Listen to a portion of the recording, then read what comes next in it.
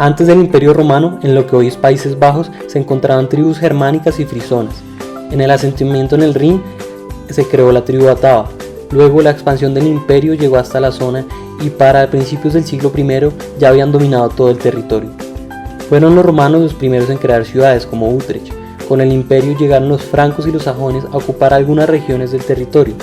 Y tras la caída del imperio, los francos extendieron su dominio a través de la colonización y la alianza llevada a cabo con los sajones, y sometieron a los frisones principalmente mediante la conversión a la fe cristiana. De modo que entre los años 800 y 1000 el territorio fue parte de los sucesivos Imperio Carolingio y el Sacro Imperio Germánico.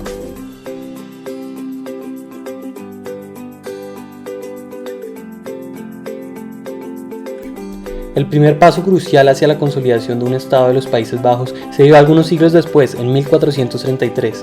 El proceso de consolidación fue complejo y demorado, principalmente porque las personas se identificaban con su ciudad o su provincia. El duque de Borgoña, Felipe el Bueno, unificó por primera vez los Países Bajos, gracias a que fue el primero en lograr someter a sus vecinos, en especial a los condes de la provincia de Holanda. Este fue el primer paso hacia un Estado moderno, de acuerdo con la definición de Tilly, porque en este se vio por primera vez signos de monopolización de la fuerza que provenían de adentro del territorio de este país, en este caso de Flandes. Es aquí donde por primera vez se da una noción de unidad en lo que después serían los Países Bajos.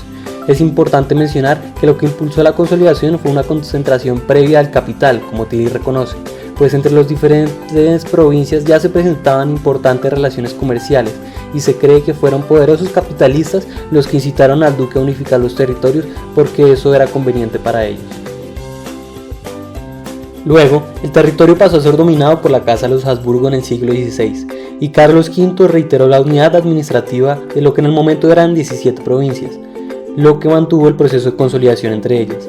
Después de Carlos V vino Felipe II, quien por ser católico no tenía buenas relaciones con la élite holandesa, pues allá había tenido buena recepción la reforma protestante.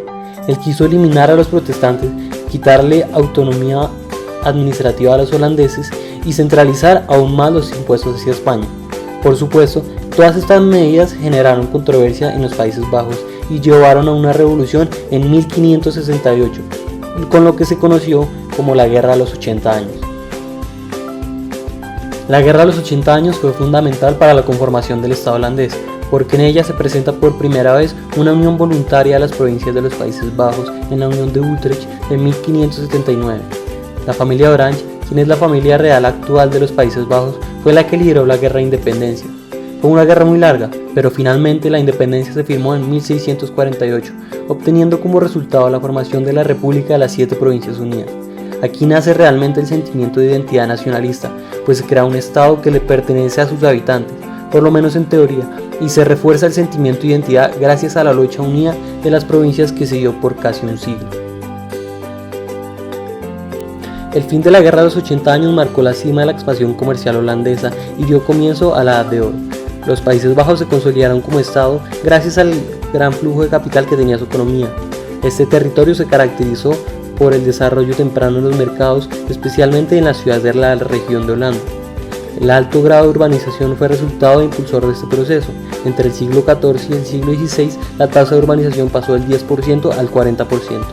Por su parte, Ámsterdam se consolidó como un centro comercial con la consolidación del comercio en el mar Báltico y el éxito de las industrias exportadoras, lo que llevó a que también se convirtiera progresivamente en centro político y que desarrollara una dominación marítima militar.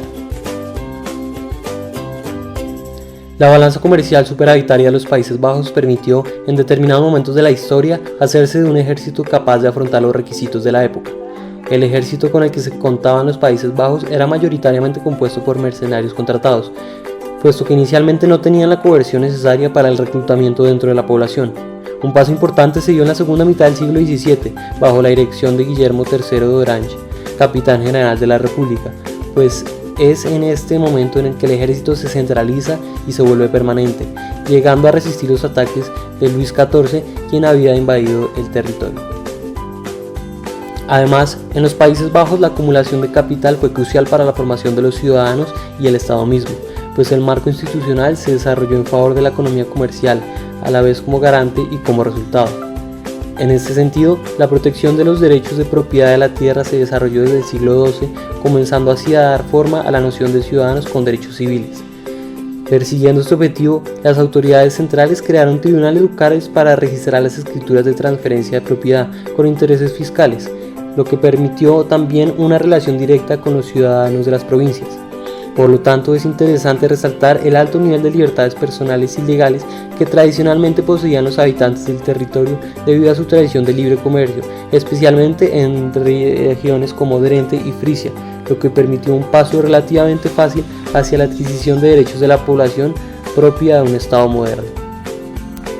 En cuanto al sistema tributario, este se desarrolló desde el siglo XIV como producto de la especialización, al desarrollar la burocracia para vigilar y registrar las transacciones entre particulares, especialmente transacciones de tierra. De esta manera, se llevaba registro de las propiedades y rentas para establecer impuestos especializados, dando lugar a una tributación directa. Además, también hubo tributación indirecta, dado que la intensa actividad comercial permitía la introducción de impuestos a las ventas dentro del territorio. Sin embargo, los costos de importaciones se mantuvieron generalmente bajos. La época de la República también llegó a su fin. El poder de coerción, gracias a la financiación que el comercio permitió, fue suficiente para vencer a los enemigos internos, como por ejemplo la Revolución Batava inspirada en la Revolución Francesa. Pero cuando llegó el Imperio Napoleónico en 1815, la República pereció y se formó así el Reino de Holanda. No obstante, al caer el imperio, el Estado de los Países Bajos se reconstituyó, esto en 1839. 9 años después, sin necesidad de mucha presión, el rey William II accedió a reformas liberales que terminaron en la Constitución Democrática de 1848. De esta manera, los Países Bajos culminaron un largo proceso de consolidación y construcción de su nación y lograron finalmente constituirse de manera permanente como un Estado moderno.